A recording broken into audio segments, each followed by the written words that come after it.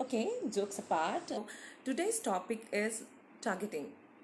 So this video is for business owners and anyone who wants to sell any product or service. So what is targeting? Targeting is basically finding the right audience, finding the potential buyers. In digital marketing, targeting is used to display ads to the potential buyers. Suppose you sell protein powder, then your target audience will be the people who are into fitness. Through digital marketing, you can save a lot of money by targeting the correct audience. There are 5 different ways of targeting audience in digital marketing.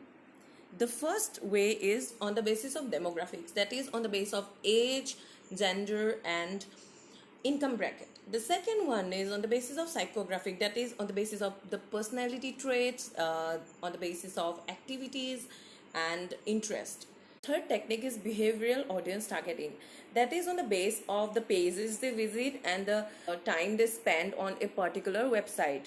The fourth one is Geo Targeting, that is targeting on the basis of geography. Suppose you want to sell protein powder in Guwahati, then through Geo Targeting you can reach the people in Guwahati and the people who lives in the nearby areas of Guwahati.